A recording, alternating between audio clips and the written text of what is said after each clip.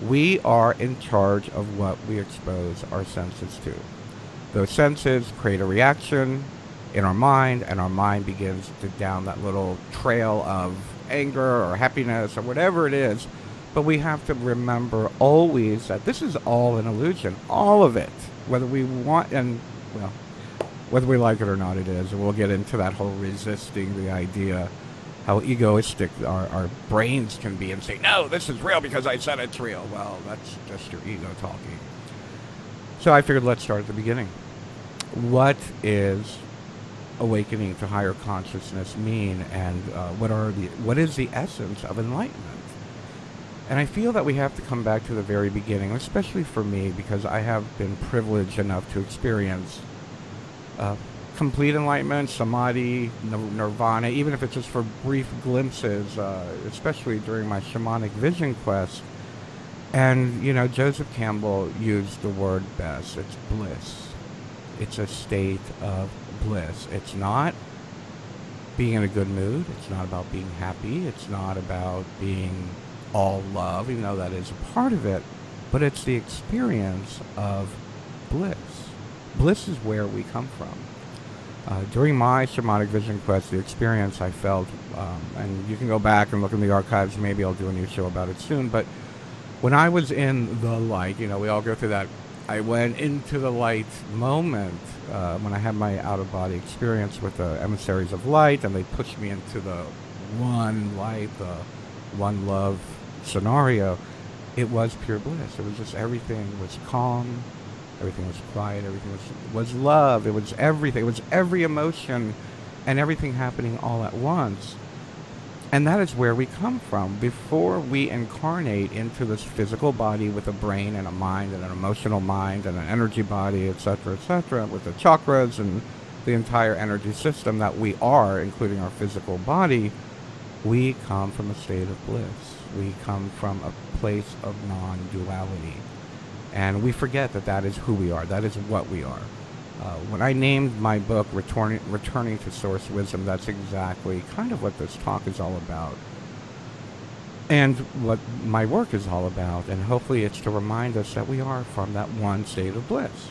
It is beyond happiness. It is beyond the experience of happiness. It is beyond the experience of joy. For me, bliss is not only the natural state of our soul and where we come from, it is pertaining to the soul. It is not like the rest of our life, which is in direct result from external stimuli. It's about what's going on inside versus what's going on outside. And what's going on inside is that infinite divine consciousness of which we all are, and we forget most of the time, most of the day. We begin to align with the identity of what the ego creates for us and the external stimuli. So again, it's all the illusion. Bliss is natural, the illusion is not. The illusion is about the experience of being human, which is all fine and dandy, but we have to remember that we are bliss. It is a natural state to be in bliss. In life, when we come into this body, when we are experiencing life, and don't get me wrong, life is great. Life can be happy, it can be sad, but we have to remember that those experiences of finding what makes us happy can also make us sad. There is contrast on this plane of consciousness. There is happy and sad. There is, if, for example, one of the things that I think about, and I'm sure every parent thinks about this, like, well, I guess a parent, maybe a child would think about it with their parents. You know, my cat's turning 9 years old this year, and I'm like, oh, she's getting old, and she's going to die, you know, in 5 years or whatever, and she brings me so much joy, but I know I'm going to feel sad when she dies. I love her, and she makes me so happy, but I know she's going to die in, you know, 5-10 years or whatever, and the point is, the expression and the example I'm trying to set here is that which brings us joy also can bring us sadness. That is the joy of being human, and understanding this is key to being able to experience bliss and come from that state of bliss. So we have to remember there's nothing wrong with the human experience, but we must remember where we come from. Bliss is feeling love.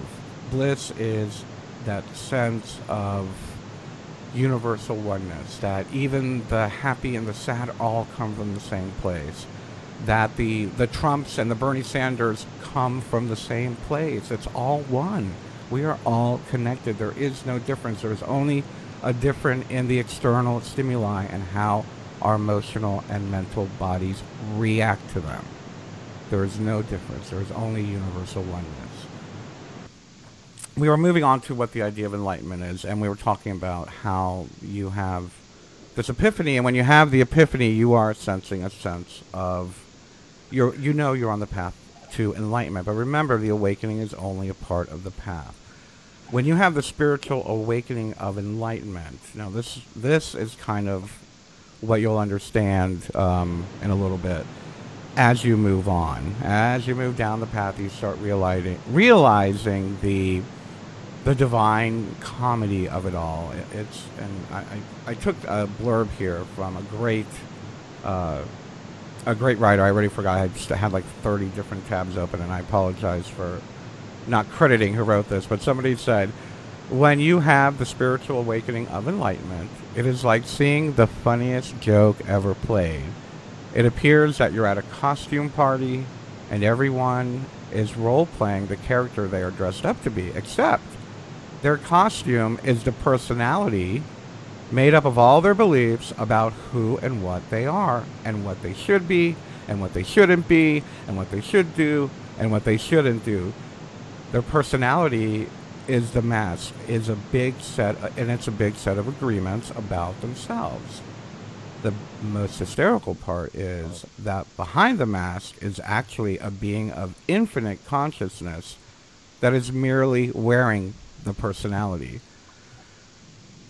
So think about that. When you have achieved a state of enlightenment where you can recognize that all of it, your identity, who you think you are, who you think you're supposed to be, who you think you're supposed to act like, look like, feel like, all of these preconceived, created, I like to call them psychic constructs, because they're not ethereal constructs. They are psychic constructs.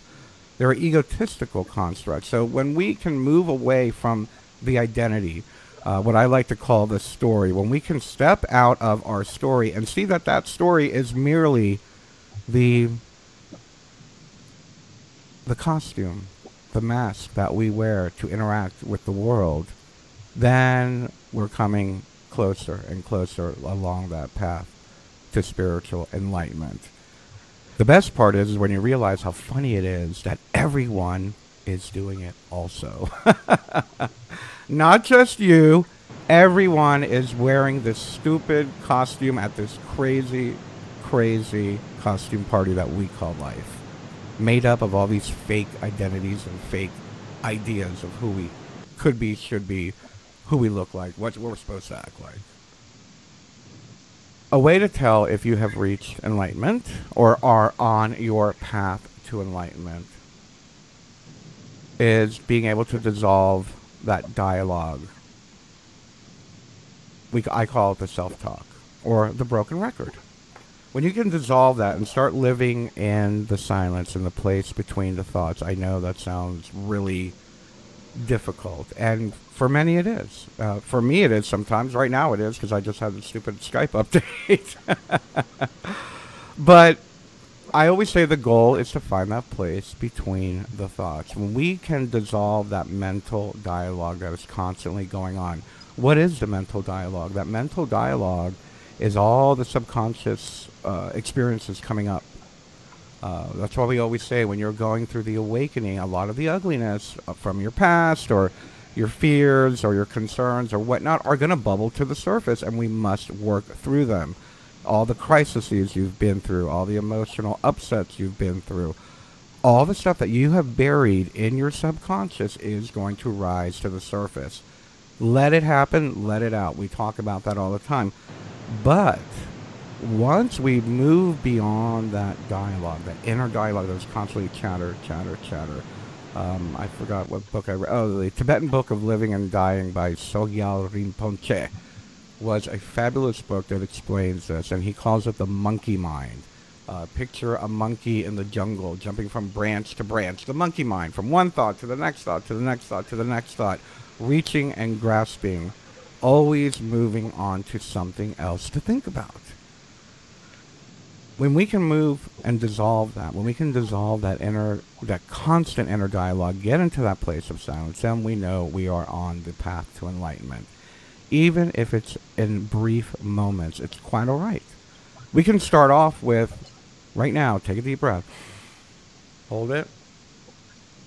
There, you just had a quarter of a second of enlightenment. You were at a place in between the thoughts. And then we just expand on it. Good for you. You just had a quarter of a second of enlightenment.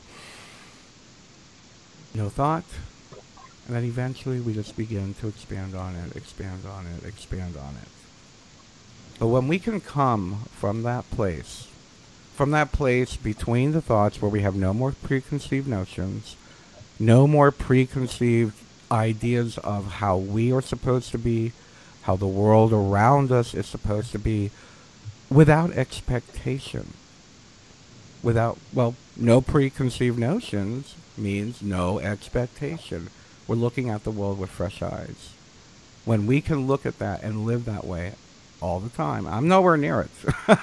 I have it 25 to 35% of the day if I'm lucky. And many of us, just like this program that I'm having right now, we all watch programs, we watch videos, we read tons of books. But I direct you to move past the books, move past the videos, and instead begin to do a practice. I implore everyone to meditate. That's my way of doing it. I do different types of meditation. I prefer Zen meditation. I do seasonal rituals to align with the universal flow of nature. I do different types of breathing exercises. I do mindfulness exercises and practices.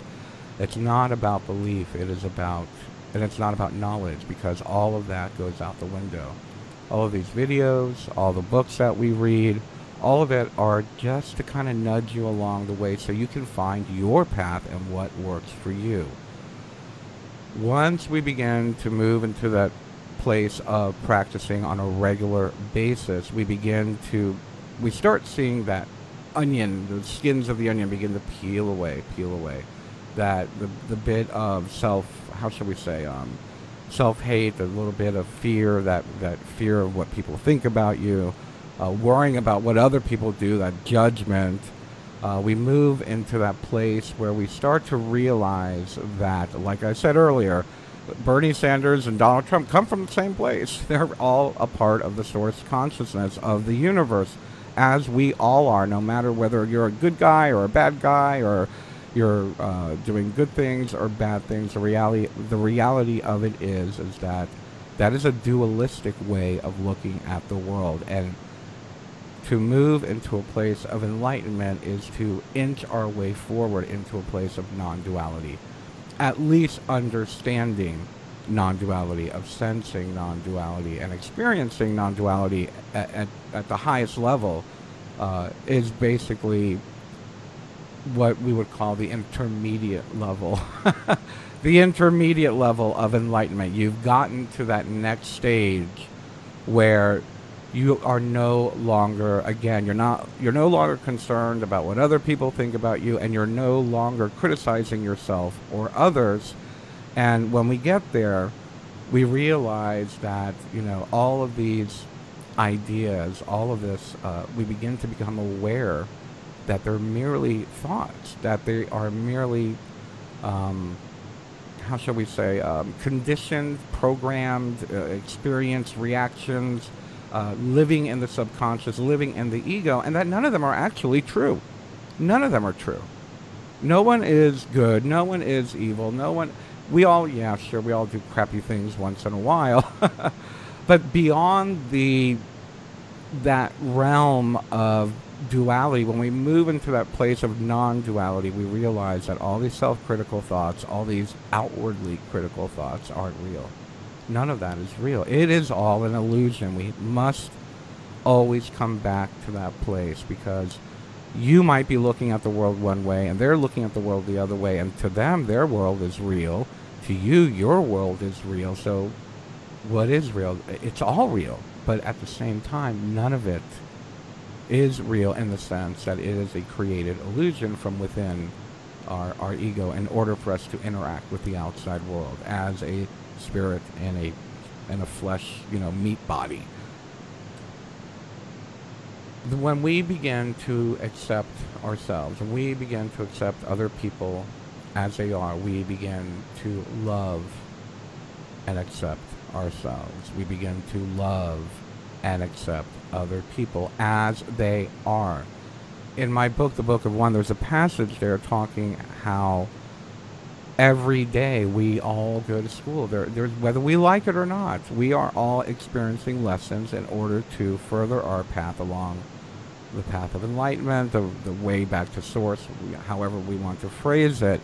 But whether we like it or not, we're all going to school. Whether we like it or not, we are all on the path that we need to be on in order to learn the lessons that we are on. So when we judge someone for being poor, for being rich, for being Republican, for being liberal, for being gay, for being a woman, for being white, or whatever, when we're judging anyone for being on the path that they are, we're judging ourselves, because we must understand that we are all going to school every single day. We are all learning the lessons. We all have an independent spiritual path of experience that is going to, hopefully, if we absorb the lessons and learn the lessons, hopefully will bring us to that place of awareness and towards enlightenment.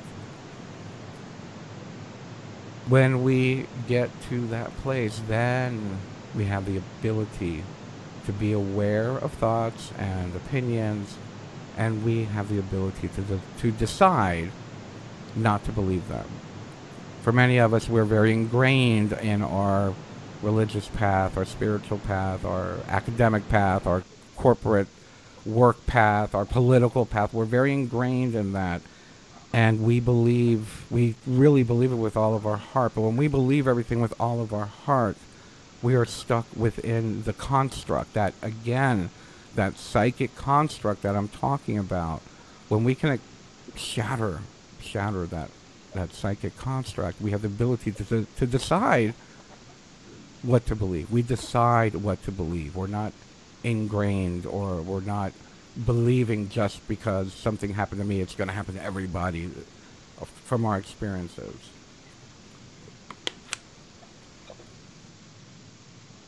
So that is kind of, again, these are only words, and I said it at the beginning of the show. Even talking about enlightenment takes us further away from enlightenment, because it is about experience. Everything that I just said to you is self-contradictory, because I'm teaching you about enlightenment, but it's about the experience of enlightenment. The moment we put a label on it, we lose the experience. So please remember that. Again, these are just little helpful hints to figure out your way of finding the right practice for you in order for you to be able to experience awakening and enlightenment. Now, awakening is the process of enlightenment. I talked about that earlier, and for many of us, especially those of us who went through this big mass awakening during the 2000s, I guess you could call it, it could be pretty ugly. And actually, for many people, when we go through the enlightenment, even today, can be very difficult.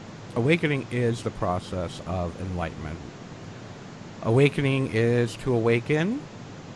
Hello, my eyes are open. I'm starting to get a glimmer through that veil. We begin to look at the world honestly and more objectively versus that reactive, egotistically programmed way of looking at the world. We become more objective. We become more mindful in our lives and ourselves, and we realize that we're in control of our awareness. We're in control of our thoughts. We're in control of our feelings. We've just been lazy. We've literally just been lazy. We have forgotten we have the ability to control our thoughts, our feelings, our awareness. Hence why I'm always saying be aware, of what you expose your senses to. What are you letting into your vision, putting that goes into your mind? What are you putting into your ears that's going into your mind? All of that stuff is being fed into your subconscious. I always tell a story of a very dear friend of mine who was a housemate many years ago, many years ago. And she had this way of just leaving Fox News Channel running 24/7, whether she was cooking or cleaning or napping or knitting or whatever, just Fox News was playing in the background. And I don't care if it's Fox or CNN or MSNBC, whatever, all of that stuff is going into her subconscious. So be aware what you expose your senses to. For me, now I've gotten a little more slack now with Netflix and whatnot. I gave up commercial everything. I don't do commercial radio. I don't do commercial television. Now with Netflix and Hulu, I don't have to watch all the advertisements and whatnot. And I'm very particular about what programming I allow. And it's called programming for a reason. We know that. But yeah, I become a little more slack. I do get to enjoy some of these like mini-series and things like that a lot of people like. And that's okay. We're allowed to let our mind play. That's the other thing. Don't get too much on the other extreme side of I can only meditate. No. These tools are to help you experience this life. These tools, this awakening path, is to give you the clarity and the tools to move forward in your path to enlightenment. But it's also to empower your human experience. You incarnated on this planet for a reason. Figure it out. If you can't figure it out, learn to empower yourself within this particular paradigm and have a positive experience while you're here. Again, contradictory if you think about it. When we begin to think critical and decide on what is negative and what is positive, what is right and what is wrong, and what is good for all people and what is good for all of nature, we begin to realize that, exactly that what is good for me as the one experiencing this life, experiencing this illusion, what is good for me, health, wealth, happiness, non-judgment, self-love, all of these aspects, we realize it's also good for everyone in all of nature. Healthy, clean water, a healthy, clean life, robust, life-filled forests with animals and fauna and flora and clean oceans. We begin to realize that what is good for us is good for everyone. We can tell what is destructive and what is universally positive. And that is not judgment. That comes from a place of our heart where we see through the illusion and see that all of humanity is struggling. All of humanity, that we are one human family, as I say over and over again. We are one human family. We understand that we can only be happy when all of the world is happy. Will you ever be happy when you turn on the TV and you see children being bombed in Palestine? Will you ever be happy when you see people on the border of Mexico being tear-gassed? Will you ever be happy, when you see the elites one day maybe getting, taken to the rafters or getting hung or shot or something? Whatever it is, when the harm is coming to another person, first of all, if you're happy about that, you're not coming from a spiritual place. But we must understand we will never be happy until the whole world is happy.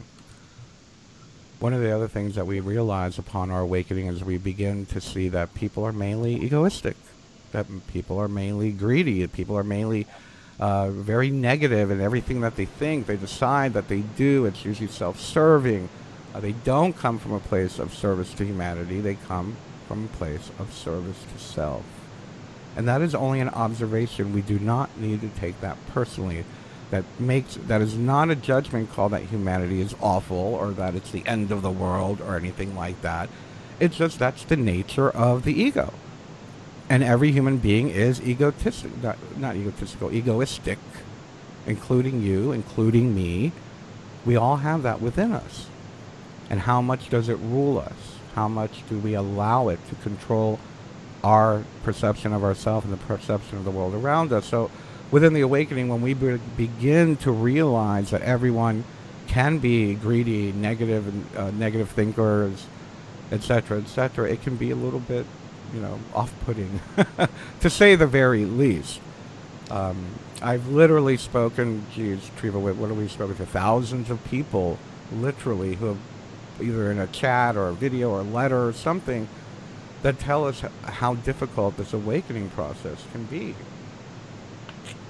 Because of the awareness that, people are generally awful by nature, unfortunately. But it doesn't mean that their essence is. Enlightenment is to understand from the perspective of the soul. When we begin to understand that we are a soul, we are human, and that the soul is life, and that in order to have life, we must have a body, and with that body comes, we have these egotistic ways and natures within us. It's fine. It's just a part of this machine that we're in. We just can't let the negative aspects control us. And unfortunately, a majority of the world does. When we become more enlightened, as we become more awakened, we literally tend to see negative situations and negative people in a positive way. That life becomes lighter, that life becomes easier, that life becomes fun. And what I mean by seeing negative situations and negative people in a more positive ways, we understand that it is them going through their spiritual path. It's their path. When we don't judge people's actions, of course nobody wants to be harmed, and of course we don't want other people to harm other people. But outside the realm of duality, outside the realm of positive and negative, outside the realm of that contrast, we begin to let go, we begin not to judge, and we begin to realize that, I don't want to say everything's for a reason, but it's all helpful toward the outcome, toward a person learning something, hopefully. It is if we are, we come from that, I always call it, we come from that place of source consciousness, but we are immaterial, pure, energetic beings. It's coming from that perspective. We are immaterial, pure, energetic beings. We are merely a, how shall I say, a manifested consciousness of that pure, energetic being. Or as I like to call it, an esoteric light body that has stemmed from a piece of source. Again, in my book, I talk about how we're all pieces of the one main soul. We are all one piece of that, and we are manifestations of that. When we can come from that place, the judgment begins to move away, the acceptance begins to move in, our life becomes more clear, more carefree. So I've only got about 5 to 10 more minutes for this part. This is only part 1. We're going to do part 2 next week. I want to offer some quick tools to get you going for the next week. If hopefully you'll apply some of what we're talking about today and it resonated with you and your path to awakening and enlightenment. But this is the first thing I usually teach my students, and I haven't really shared this probably in about 10 years on a show or a video. And so I'd like to share this with you. We talked a little bit about self-talk, that inner dialogue that constantly goes on, and how to slow it down. Well, if we can't slow it down, let's begin to change that inner dialogue.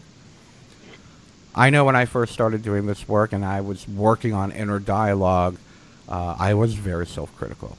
I was very egocentric, egotistical in the way that I talked to myself. I need that. Oh, I gotta have that. I want that. But think about the vibration of those terminologies. Think of the vibration of the words want and need. So what I ask you to do is remove the words want and need and use the word like. I would like that car, or I would like that pizza. Not I want that pizza, or I want that car, I need that car, I need money. No, I'd like money. Yeah, it'd be great. I'd love a Porsche. That'd be wonderful. I don't need it. I don't want it. Want and need come from a place of ego. Get rid of those words. Stop using those words. Catch yourself. I want. No, no, no, no. I don't want. I'd like. I'd like that. I'd love that. And then the other one I ask my students to use is to get rid of the word think. Think is, I don't want to say weak because we're not talking about weakness here. It's an unsure word. I think I like that. All right. I think that I am going to do this. Or I think that I would like that. I think. Don't think. Again, giving ego power, giving the brain that false idea, that false egotistical thing that is within us, giving it more power because I think, therefore I am. Get rid of the word think. Start saying I feel. I feel. Put your whole essence into the words you're using.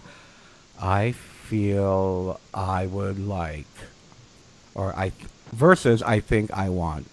I feel that her hair would look better dark, versus I think she's this, or I think I need to do that. I feel it would be better if I chose a new job. I feel it would be better if I chose to be around different people. Versus I think that guy's making sense. No, I feel what he's saying. I feel what he's saying. So to recap that self-talk thing, get rid of the words want and need. Use the word like. I would like. Get rid of the word think. Start using the word feel. Just those two little changes in our inner dialogue. Imagine how much of your inner dialogue every day utilizes the words want, need, and think. The moment we start changing that inner dialogue, the big changes start happening because it really changes the energetic vibration of the thoughts and that inner dialogue that's moving through us. And I'm running out of time, so let me leave you with this. I know people laugh at affirmations, but they work. Whether you like it or not, you have inner dialogue all day long in your mind, and whether you know it or not, you are constantly using affirmations, even if that affirmation is, I'm so poor, I'm so fat, I'm so ugly, he's so mean, she's so stupid. These are all affirmations. Take control of the language. Take control of the dialogue by using positive affirmations. Simple. I am love. I am love. I am love. Just imagine that. Feel that. Roll that around in your brain for a few moments. I am love. I am love. I am love. Versus, I'm hungry. I need a new job. I need this. It changes the vibration. You practice using the affirmation, I am walking my path. Versus, I need to do this. I am walking my path. I am walking my path. I am walking my path. Another one that I use, I'm sharing with you the ones that I use. I feel happy and have all I need. Versus, oh my God, I'm so sad. Oh my God, I'm so worried. Oh my God, I need this. I am happy and I have all that I need. I am happy and I have all that I need. Take the power away from that inner dialogue, that negative inner dialogue. Eventually the goal is to stop that inner dialogue, allow it to melt away, and by doing this, you are the one that's taking control of the inner dialogue, and this will help dissolve its power over you in order for you to be able to find that space between the thoughts, to get to that place of silence. I love you, everyone. Take a deep breath. I will see you next week for part 2 of this consciousness talk, Awakening to Higher Consciousness. I love you. Bye-bye.